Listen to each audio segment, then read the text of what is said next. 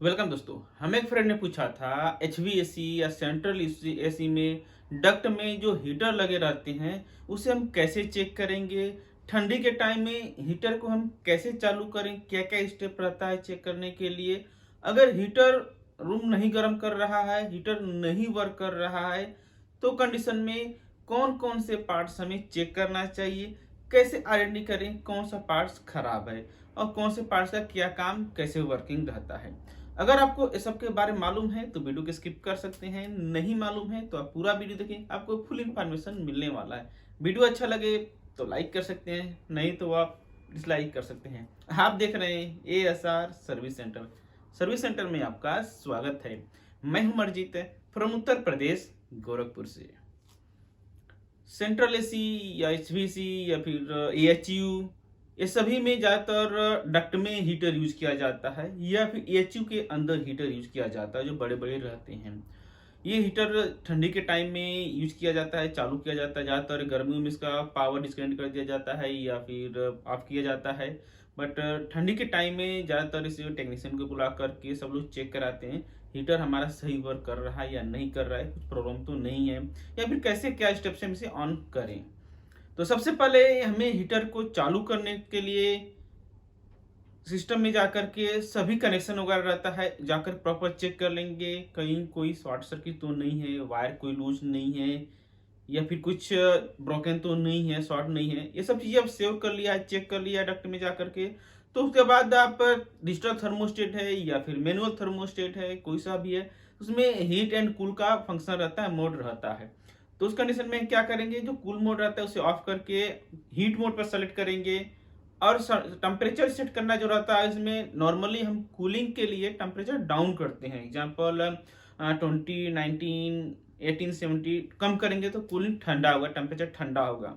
But हमें room को गर्म करना है, रूम को गर्म करना है तो उसीलिए हमें टेम्परेचर को डाउन बढ़ाना पड़ेगा। एग्जांपल जैसे कि 25, 27, 28, 30 डिग्री टेम्परेचर, या नॉर्मल आपको जो रूम में टेम्परेचर चाहिए उतना आप सेट कर सकते रहे। ज़्यादातर आप 25 या 27 नियर बाई ना लोग रख लेते हैं। बहुत ज़्यादा आप कर रख हीट करके रखेंगे तो टाइम में क्या रहता है, स्किन में प्रॉब्लम होता है या फिर और भी बहुत से प्रॉब्लम हो सकते रहे। मे बी बिजली का बिल या फिर फायर होने का ज़्यादा हीट करेंगे तो चांसेस रहते हैं। बट इसमें सेफ्टी प्रोटेक्शन रहता है, फायर बहुत कम रीजन में होता है। तो आपने इसे सेट कर लिया है। अगर टेम्परेचर यहाँ पे देख रहे हैं, रूम का टेम्परेचर यहाँ पर 25 रख लिया है, और इसमें जो एनवायरमेंट टेम्परेचर जो है 23 या 20 है। और ये कुछ टाइम के बाद टेम्परेचर नहीं पड़ रहा है, 24, 25 नहीं आ रहा रूम में, तो कंडीशन में समझ सकते रहेंगे हीटर चालू नहीं है, नहीं वर्क कर रहा है। तो वापस हमें कहाँ पर जाना पड़ेगा, हीटर चेक करने के लिए जाना पड़ेगा। तो उसमें कुछ सेफ्टी डिवाइसेस लगे रहते हैं नॉर्मली। आप फर्स्ट यहाँ पर थर्मोस्टेट से आपने ऑन कर लिया है, चालू कर लिया, हीट मोड कर लिया है। यहाँ से आउटडोर जो थर्मोस्टेट का ट्रांसफार्मर रहता है, जो पावर यहाँ सप्लाई होता है, वो आप कॉमन पर रख करके थर्मोस्टेट जो डिजिटल थर्मोस्टेट है हनीवेल का, तो उसमें आप देखेंगे जो कलर कोडिंग जो रहता है हीटर के लिए, उसमें W लगा रहता है। जैसे कि G रहता है ब्लोअर के लिए, सी जो रहता है कॉमन रहता है, आर जो रहता है मेन पावर इनकमिंग होता है, वाई कूलिंग के लिए होता है। उसी तरह से डब्लू जो रहता है, कलर कोड रहता है, डब्लू जो सिंबल्स रहते हैं, कनेक्टर रहता है, वहां से जो आउट होता है व्हाइट कलर का वायर, हीटर के लिए आउट होता है। हीटर कलर का जो हीटर के लिए जाता है, यहाँ हम चेक करेंगे थर्मोस्टेट जो पावर आ रहा है या नहीं आ रहा है। अगर थर्मोस्टेट यहाँ पर पावर आ रहा है तो इसका मतलब अंदर काम कर रहा है, नहीं आ रहा है तो हमारा थर्मोस्टेट में ही प्रॉब्लम रहेगा, तो उसे हम रिपेयर करने की जरूरत रहेगा। हमने चेक कर लिया है आउटडोर में थर्मोस्टेट से वाई कलर पर जो W था, W पे पावर आ रहा है, कॉन्ट्रैक्टर नहीं ऑन हो रहा है, तो कंडीशन कॉन्ट्रैक्टर का कॉइल चेक करेंगे।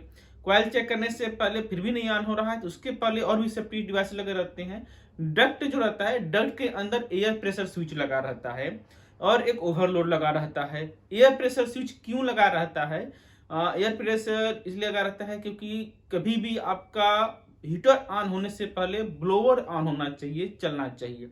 बाई चांस आपका हीटर चालू हो गया है और एयर ब्लोअर जो है वो नहीं वर्क कर रहा है, हवा नहीं फेंक रहा है, रूम में नहीं आ रहा है, तो कंडीशन में क्या होगा, हीटर ऑन हो गया है, हीटर जो है उसका हीटिंग जो रहता है रूम में नहीं फैलेगा, थर्मोस्टेट जो टेम्परेचर रहता है वो सेंस नहीं कर पाएगा और हीटर कंटिन्यू वर्क करेगा।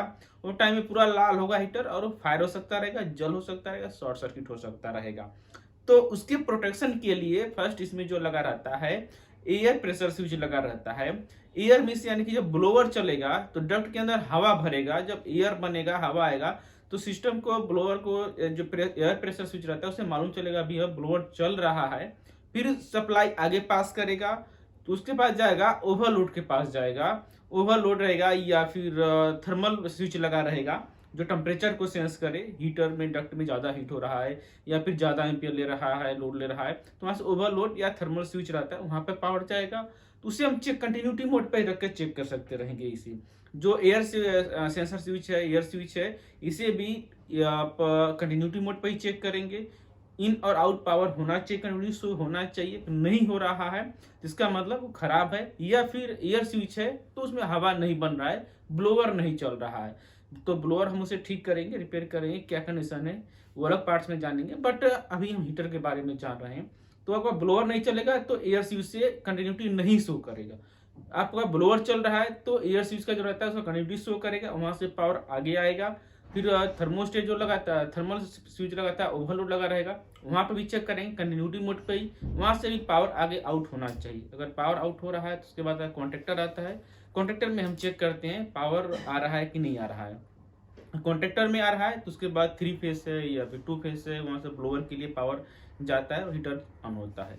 इसके यहाँ से कॉन्ट्रेक्टर से पावर आउट भी हो रहा है फिर भी हीटर नहीं चालू हो रहा है, तो हीटर का उसका कंटिन्यूटी चेक करने की जरूरत होता है। हीटर में कंटिन्यूटी या उसमें सिंगल फेस होता है या फिर 3 फेस के होती हैं, जो बड़े बड़े हीटर रहते हैं 3 फेस के रहते हैं, तो उसमें हम कंटिन्यूटी चेक करेंगे। हीटर का क्वाइल हीटर सही है या फिर खराब है, कंटिन्यूटी उसमें शो करना चाहिए। कंटिन्यूटी हीटर का शो कर रहा है तो हीटर वर्क करेगा, नहीं कर रहा है तो हीटर उसे रिपेयर करने की या रिप्लेस करने की जरूरत रहता है। तो बेसिक कुछ इस तरह से 1 बाय 1 स्टेप लेकर के हीटर को चेक कर सकते रहेंगे, हीटर सही है या खराब है, ये सब पार्ट्स उसमें लगे रहते हैं। और इसी तरह से और प्रैक्टिकली के बारे में जानने के लिए, प्रैक्टिकली चीज़ देखने के लिए, सीखने के लिए हमसे जुड़े रहें। हमारे चैनल सब्सक्राइब करें, सब्सक्राइब करने के बाद जो बेल आता है ऑल नोटिफिकेशन उसे ऑन जरूर करें, जिसमें कुछ भी इस तरह से वीडियो बनाए आपके पास भेज सके। और आप वीडियो उन लोग पास शेयर करें जो लोग नए टेक्नीशियन हैं, ये फील्ड में HVAC का काम सीखना चाहते हैं या फिर हीटर के या कूलिंग मोड के बारे में जानना सीखना चाहते हैं। उन लोग तो वीडियो भेजें, शेयर करें, आप इन लोगों का हेल्प जरूर करें। तो आज आपका दिन शुभ हो। Thank you for watching.